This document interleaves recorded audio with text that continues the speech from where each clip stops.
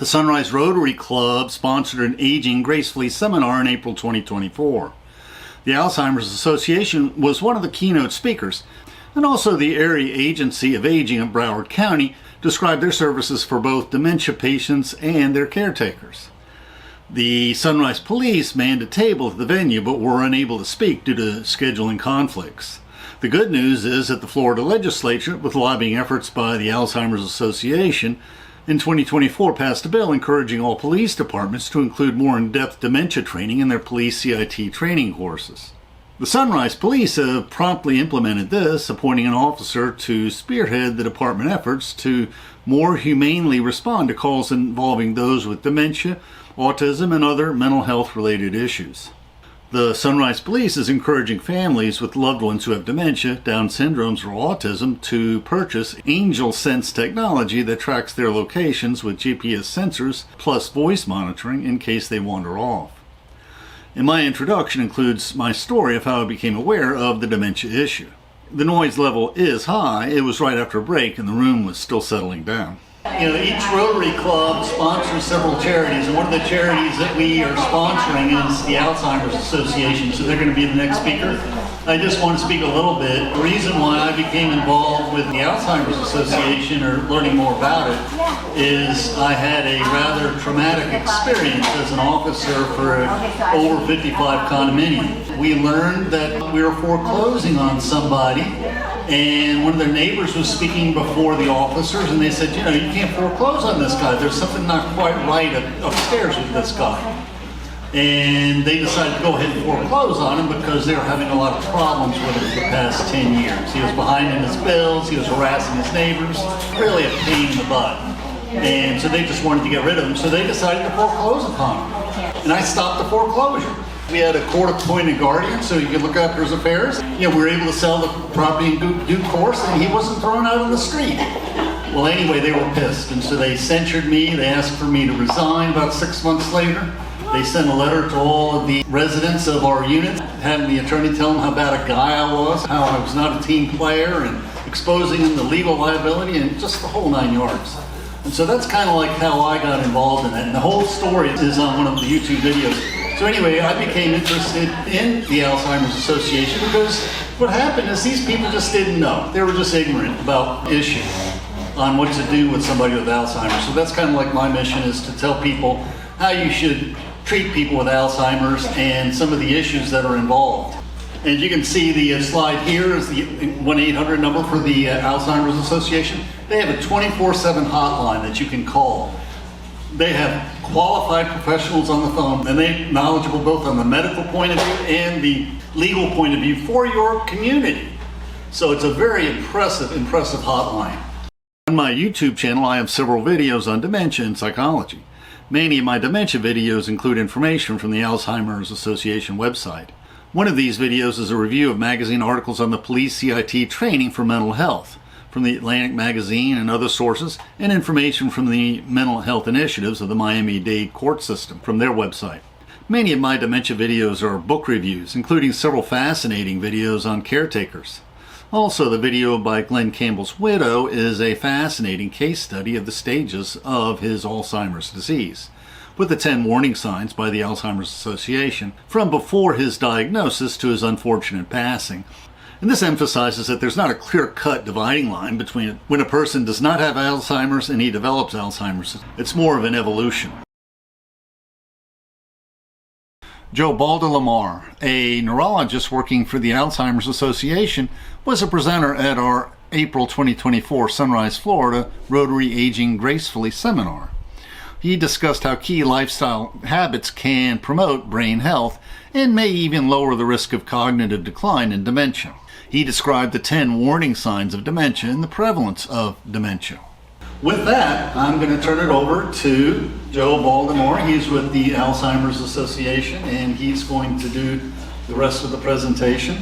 Today we're going to do a little what we call an awareness presentation to understand a little bit about different aspects of Alzheimer's disease. I'm a neurologist by trade, and I am one of 3 research champions in the state of Florida, and also the programs director for Southeast Florida. So this is what we'll cover today, our facts and figures that report just recently came out. Alzheimer's and dementia, the risk reduction, and of course, resources and support.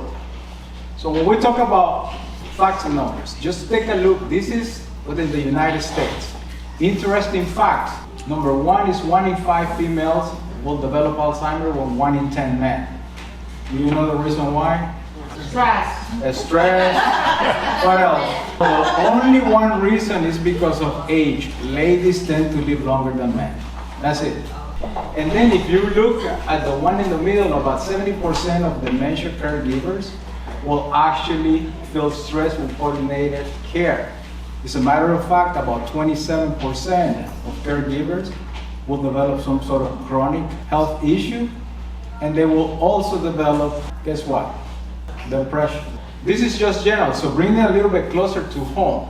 Florida has the second highest numbers of seniors living with Alzheimer's disease. 66% chronic conditions, 28.6 with depression. And the interesting thing that when you're looking at these facts and figures is that 840,000 Floridians provide $1.3 billion of unpaid care. Hopefully down the road, that's something that we will be able to change. And then, we want to bring it a little bit closer. 205,000 plus people in the Southeast Florida chapter. That's from Vero Beach all the way down to Key West. Just think about that. And then, of course, in Broward County, we have 47,800 people. State of Florida has 5 in the top 25. Number 1 in the nation is Miami-Dade County. This is so important for us so people understand how Alzheimer's is actually in our communities, in everyday life. And then, when we talk about Alzheimer's disease and dementia, people tend to interlace the terms. They think that dementia is the same as Alzheimer's, and it's not. When we talk about dementia is an umbrella that is used to describe different symptoms. Alzheimer's disease is a very specific disease. You have the Alzheimer's, the most common type of dementia. 60 to 80% of the diagnostics is because of Alzheimer's. Then you have vascular dementia, Lewy body disease, frontotemporal, and mixed dementia. That's when somebody has, let's say, Parkinson's disease and they develop other type of dementia. It's called mixed dementia. As you can see, dementia is a syndrome, biological changes, problems with cognition, but these are general problems. In order to talk about Alzheimer's, the most common type of dementia is irreversible. Until this day, there is no cure. The current treatments on the market, which are the 2 newest infusion therapies, only slow down the process of the disease if you are in a very early stage, transitioning from mild cognitive impairment into the actual first stages of Alzheimer's disease. The risk of developing Alzheimer's disease, of course, increases with age. That's the number 1 factor. This is what Alzheimer's disease is. Very specific. The only way to actually be able to diagnose Alzheimer's disease is either through a PET scan or a spinal fluid tap. The reason why is because that's the only way that you're going to see the plaques, which is the beta amyloid, and the tangle, which is the hyperphosphorylated tau. So based on the different factors, the way that the person responds, their behaviors and those types of things, that's how they're going to be able to diagnose. Sometimes the doctors, the neurologists, if it's not a person that is actually trained to find out, aspects of dementia, they might just tell the person, has dementia, but is not really giving the actual reason for the dementia. And as you can see, on the left side is the healthy brain. On the other side is the brain with Alzheimer's disease. How much do you think a healthy brain weighs when we reach 18 years old? 3 pounds. 3 pounds. That's correct. When somebody develops Alzheimer's disease in the very late stages, it can weigh up to ½ pound. So imagine the destruction of everything in the brain. That's why sometimes when persons are in the very late stage of the disease, they even forget how to swallow and chew, and most of the times they have to be intubated. Some people, the brain might doesn't recognize that they have legs to walk, so they stop walking. And that's how the disease progresses. So the risk factors, with Alzheimer's disease, as I mentioned, is increased age, which is the greatest risk factor. Then you have genetics, then the risk genes, And lastly, other risk factors. So we pretty much kind of like break down those. There is something that is called non-modifiable factors, right? Those are things that we cannot change, which is our age, our genetics, our ethnicity, and biological how we were born, male or female. That's what we cannot change. Then there is a whole bunch of array of different things that we can actually change with our modifiable factors. And that has to do with substance abuse, trying to avoid that, trying to avoid traumatic brain injuries, staying physically active, very important. Our vascular health, sleep, very important. As we get older, we need sleep. Don't believe when they say, oh, I just need 4 hours of sleep, 5 hours of sleep. Down the road, you're gonna start noticing changes in your cognition. So it's very important. Diet and nutrition, cognitive and social engagement. And all this information that you see here is what we call the overall risk factors, and this is based on research. There is something that is called the US Pointer. It's a research that actually look at all these different aspects and the importance of these aspects. We should have the report ready by the second quarter of next year. So all these are overall risk factors, and I say, it's a constellation of different reasons. The social determinants we have seen that will impact some of all these factors. Also, reducing the risk of dementia is positive everyday actions that you can take. Managing diabetes, very important. Reason why? Sugars that start developing in your pancreas. When you start pushing all those sugars out and there is no control, it will affect your vascular system. If it affects your vascular system, guess what is going to happen? Every time that we're breathing, 25% of that oxygen, that oxygenated blood goes to your brain. The moment the brain starts stopping receiving that information, it can cause a stroke, a transient ischemic attack, and at that particular point, there's like a little tiny hole that is created in your brain. Tau and amyloid, which are the hallmarks of Alzheimer's, that's what happened. The amyloid attaches to the brain cell and destroys it, while the tau is like a spider web that interrupts communications between the cells. We have a saying that everything that is good for the heart is good for your brain. So it's important to keep that in mind. We'll have also something that is called the MIND diet, which was done through a study.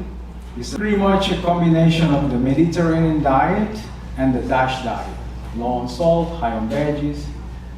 It recommends that you drink red wine, either Cabernet or Merlot, and it's about 4 ounces, not a whole bottle. just so you keep that in mind. Also, stuff that you can do for your memory, like all these different things. One of the games that has been proven that actually helps a lot with memory is chess and bridge. Train your brain, that's very important. Learn a new language, read books that will challenge you and things like that. So that's very important to keep in mind as far as the activities to improve memory. Then make sure that you understand the 10 warning signs of Alzheimer's disease. Not everybody's going to go through sign 1 to 10. Some people might experience 2, some people might experience a couple, and we have that information over there too. This is just general information. We have this interesting program, it's completely free. It's called the All Stars. Whenever you don't feel bored and you want to learn something new, do this. You will get a certificate and also a little pin that says that you have become an all-star. And then the resources and support, as I mentioned, all this information we have, our toll-free number is open 24/7. We can answer the phone in 210 different languages, okay? And you will be speaking to a master level clinician, so they can better explain it. It's not necessarily only about dementia, Alzheimer's, you can talk about other stuff, Hutchinson disease, and any kind of thing that you have in mind. Our helpline, we have free educational courses. The ARP resource finder is really good. That's something that you can type the name of what you're looking for. You're looking for a neurologist, you're looking for a daycare center, you're looking for a support group. It will give you information. This I also have on the table. This is through a partnership that we have with the Department of Elderly Affairs. If you know someone that wants to get a free memory screening, you can call. The closest places to you is absolutely free, no insurance needed. And that's only to understand cognitively where you are and if you need more. Lastly, you can join us as a team, family members, to do different stuff. And this is what we do in general across the state with the funds that we receive. Because our aim is to find a cure and also to keep providing hope to family and people that are actually experiencing the disease. We always say you're never alone. We're here to help. And as I mentioned, this is our vision of Alzheimer's, a world without Alzheimer's disease and all the dementias. So if you have any questions, by all means, come visit us. Yes? How is this Alzheimer's Association helping caregivers?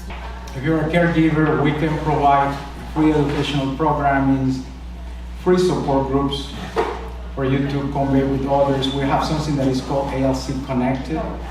You can join different communities, post questions, get answers. And what we foresee for the future is we're trying to go to our local congress and then to see if we can actually be able to provide some sort of stipend for caregivers. Right now, the only place that does that is the VA. If you're taking care of a caregiver, if you're a caregiver of a veteran, you get that stipend. So, those are what we foresee in the future. All the services that we offer are free. We don't ask for insurance or anything like that. And then some of the companies that will work with us, they will review case by case, and sometimes they will do pro bono stuff, like somebody, need respite care and stuff like that. There might be places that will provide that pro bono. Yes, ma'am. And I heard, not many people die from Alzheimer's. They usually die from something else. Correct. You're absolutely right. So my question is that my husband is really losing big time.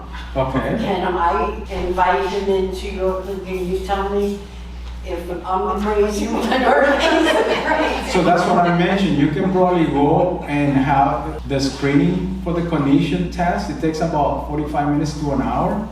And they can pretty much tell you if cognitively he's still functioning or not. And there might be some other underlying conditions. Is it inheritable? Is it in the DNA? So yes, it's in the DNA. There is something that is called the AEP4 gene. The what? AEP04 gene. That gene is called the Alzheimer's gene, but that if someone has it, doesn't necessarily mean that they will develop Alzheimer's disease. You might see 3, 4, 5 different generations. Everybody in the family has Alzheimer's disease, and then for the next 3, 6, 7 generations, no one developed. It just only increases the chances. That's it. And it's not transmissible. There have been some medications that have been linked to Alzheimer's disease or developing dementia, yes. But that's something that you have to actually particularly have with the doctor so they can do a consultation about your medications and then to do a reassessment, whether it needs to change or not. Well, thank you so much, and if you have any questions, please call us in our page. I just want to add one thing, is that there's a lot of medical conditions that will mask themselves as dementia or cause short-term dementia. So it's very important that you go and get a full physical makeup because it could be that whatever is happening is curable. Dementia itself is not curable, but it could be that some other condition that's causing short-term condition is totally curable. It's important to go to the doctor and get a full neurological and general checkup. Barbara Epps of the Area Agency on Aging of Broward County was a presenter at our April 24 Sunrise, Florida Rotary Aging Gracefully Seminar. She described the many programs and services available to individuals aged 60 and older in Broward County, Florida, including health and wellness classes, home assistance, Medicare Counseling, food assistance, and much more. She also informed us how their agency assists seniors with dementia and their caretakers. I'm very happy to be here. I'm the Outreach Director for the Area Agency on Aging of Broward County. And to follow what the Alzheimer's Association was talking about, my husband and I took care of my mother for 4 years with Alzheimer's. And actually at the time I worked for Broward Health. And he still is, running senior facilities. And even with all of that knowledge at our fingertips, I didn't realize what the area agency could offer us for assistance. So I want to tell you about it tonight. Okay, so who are we? We're a nonprofit. We serve Broward County seniors ages 60 and over. It's funny, I was just at an event and I said that, and all these people with gray hair were like, I'm not a senior, but that'll be good for my parents. So I started thinking, maybe I should say individuals ages 60 or over. I think the word senior scares people. I don't like to be called that. So anyway, we've been around a while. This is our 50th year anniversary. We are one of 11 area agencies in the state of Florida. We plan, develop, coordinate, evaluate, and provide programs for services for seniors. And we also operate the Aging and Disability Resource Center, which people may be familiar with, the AGRC. We have like 3 different names. It can be very confusing, and I apologize for that. When I first started, I'm also responsible for marketing. I said, can we just go down to one name? But apparently legally we can't. So these are the 11 area agencies on aging throughout Florida. The different colors denote the different agencies. You can see we are the sole pink spot, and that's because Broward County has so many seniors, they gave us only 1 county. Some of them have 6, 11, a lot of different counties because they have rural areas. There is an 800 number. If you know someone somewhere else in Florida, you can tell them this 800 number. They will take them and direct them to the area agency in their area. Now, we have similar programs between the agencies, but we're a little bit different too. Okay, so our front door is our helpline. And this is staffed by information and referral specialists. These are employees that go through about 2 months of training to learn everything we have to offer. So then when someone calls up and says, I need help with meals, I don't have any food, they will address that concern, but they'll also start asking other questions so that they might find out this person needs legal aid, or this person needs help with their Medicare counseling. So that helpline is really our front door. It's the first number you could call.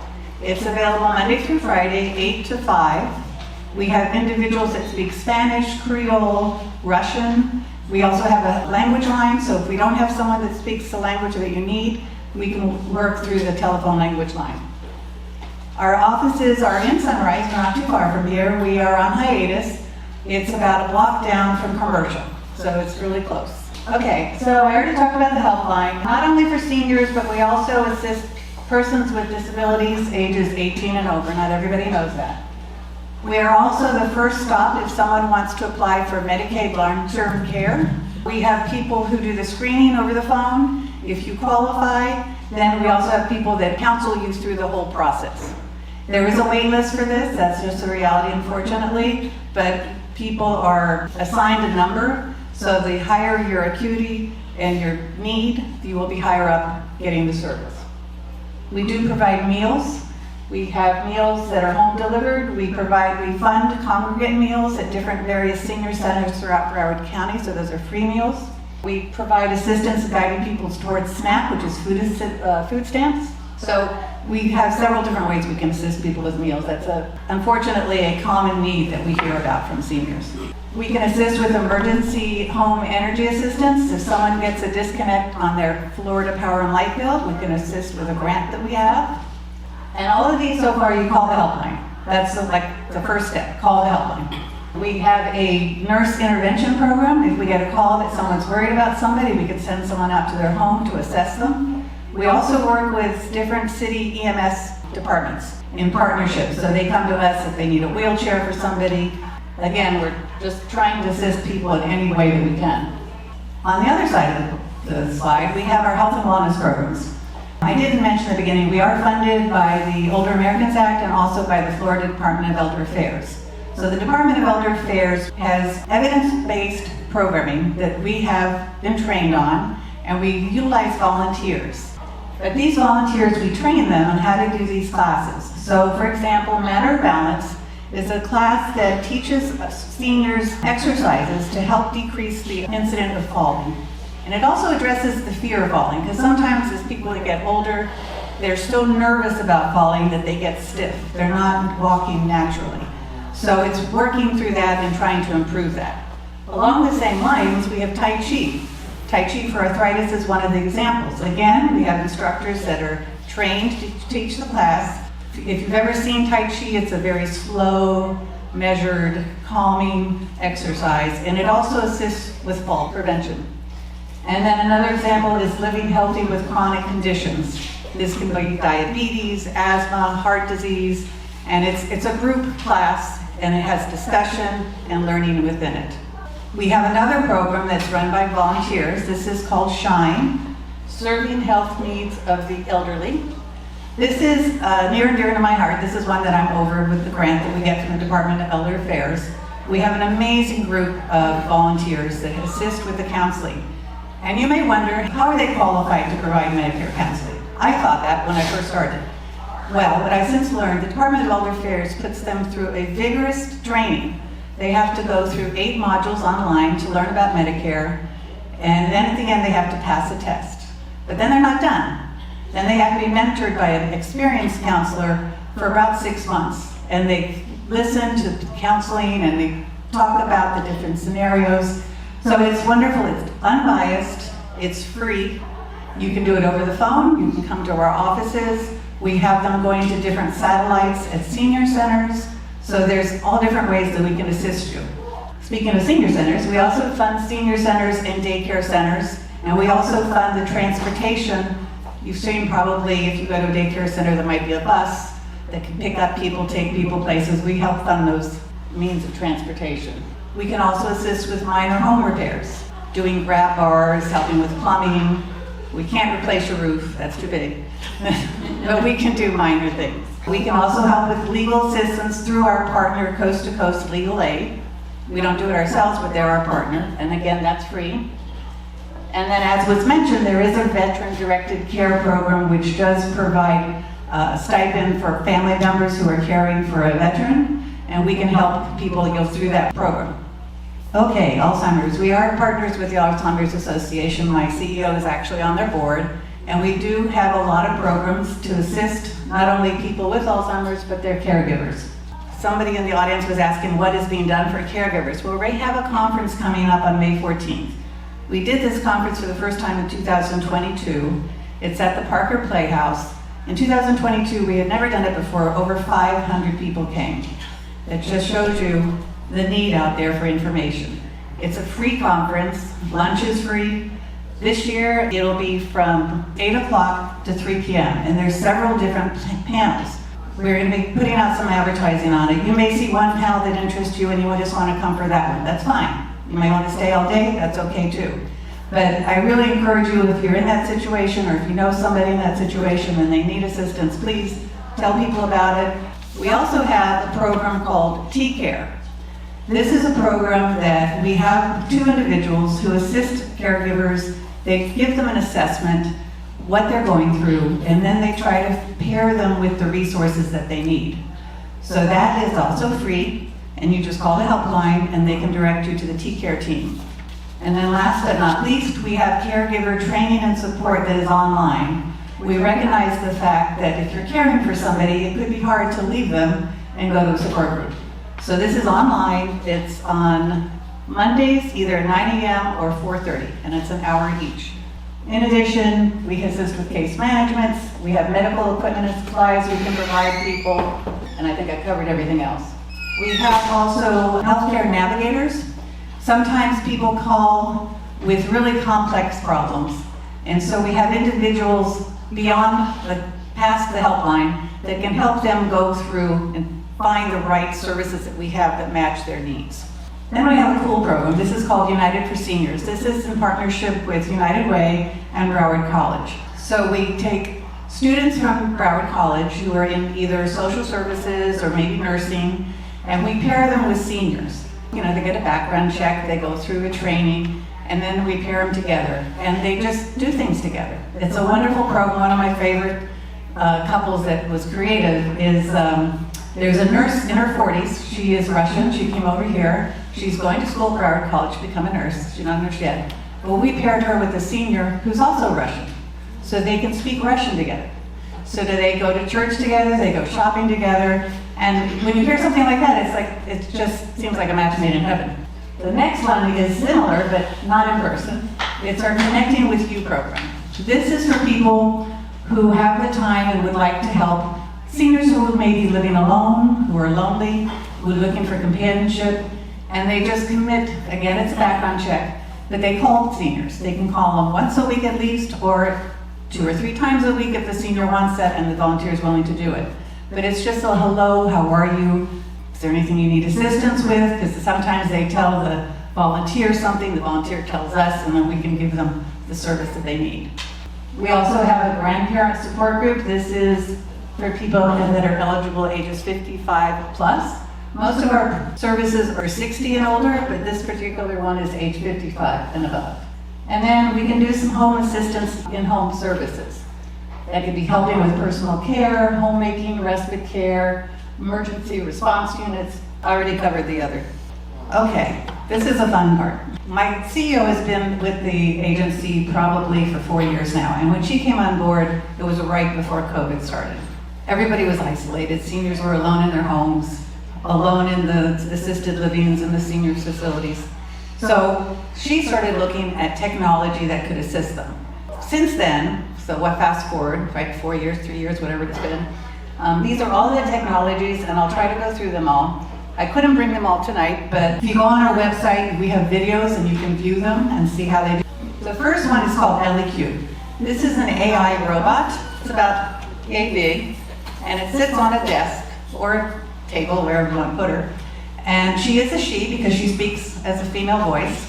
She's pretty, I wish I could have brought her tonight. She's pretty amazing. She's similar to Alexa, but she goes many steps further. So let's say that LEQ is in your kitchen and you walk in the morning. She'll sense you walking in the room and she'll say, "Good morning, Barbara. How are you today?" And I'll say, "Hi, LEQ. I'm doing good. How about you?" "I'm okay." And then she might say, "How'd you sleep last night?" I was like, "Oh, not too good. My back hurts." And she'll ask, "Well, on a scale of 1 to 10, what's your pain?" So I'm serious. This happens. So then she'll say, then you'll answer, "Oh, it's about a 6." And she'll say, "Would you want me to call your daughter? Because you can put in a contact in there for assistance." So no, I think I'm okay. Okay. Well, the next morning, "Hi, Barbara. Hi, LEQ.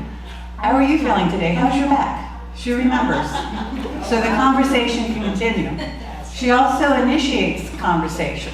So she might say, "Do you want to play a game?" I think it was at the SALT meeting here in Sunrise. We played a game, and I actually stumped her. It was 20 questions, and I had to think of somebody famous, and she asked me questions, and in my head I had Elvis Presley, but she guessed Freddie Mercury. She had kind of the same era. But it's just ways to engage the senior as they were discussing being alone, not being socialized. Obviously, this is not a real person. She has like a bobblehead, but she doesn't have a face on it, and that's on purpose because we don't want people to, if they're getting dementia, to think this is a live person, because it's not, it's a robot. But it's entertaining and it's educational. You can take classes, you can do exercises, so it's pretty cool. Then we also have Ring video doorbells that we can provide for free. You just have to call up, make a request, and you can either pick it up or we can install it. This is a safety concern. We want people to be able to see who's at their door, be able to speak to them, particularly if you're living alone. We have robotic pets. I have with me the dog and the cat. I have them turned off right now because they get kind of noisy, they get excited. The dog will, they don't walk around with her, they're not like walking robots, but they're for companionship again. The dog will bark, he'll blink his eyes, he wags his tail. Cat will purr, she blinks her eyes, she rolls over on her back. So it's just companionship. Yesterday I was with the film crew from Channel 4. They interviewed a husband and wife couple, and they both said he has arthritis and sciatic pain, and they said it didn't take the pain away, but the distraction and the happiness and the laughter that they're having with them has really made a difference in their lives, which is lovely to hear. We also have emergency alert response systems, which are free. We have another product called Uniper Care. This is a device that connects to tablets or TVs. Kind of similar to LEQ, but it's not interactive, but you can go on it and do exercises. You could take tours of other cities around the world. And this was really popular during COVID because, again, people were home alone. We have It's Never Too Late tablets. These are tablets that are particularly designed for seniors. They're a little bit larger. The icons on them are larger, so they're easy to figure out. There's programming in it that is something that would interest seniors. So those, again, are free. And then last but not least, we have Tranquility Lifestyle Solutions. Somebody here was telling me they had heard about this. This is the latest one we got. This is a radar disc that they put in 5 different rooms in your house. There's no cameras, there's no listening devices, but it takes radar images of everything in the house as well as the person, and it knows what is the individual. If that individual falls and doesn't get up, There's a 24-hour command center. They will call the house. If the person is still not moving and doesn't answer, they call their emergency person. If they don't answer, they call 911. There are videos and information on our website about that as well. So to end on, we are on social media. We are on Facebook, Twitter, which is now X, LinkedIn, and Instagram. So you can follow us on that. Please do. I invite you to. We also have a monthly newsletter. You can go to our website and sign up, or I have a sign-up sheet. If you sign up for the newsletter, it's only once a month. You'll be kept abreast of everything new that we're doing and learn new things, and we'd love to have you following us. Last but not least, I forgot one thing. On my table too, there's this thing called a file of life. This is a little piece of paper. You can put all your medical information and medicines, put it on your refrigerator. If the police or the paramedics have to come into your house, the firemen, they know to look for this, and it gives them valuable information. So thank you very much.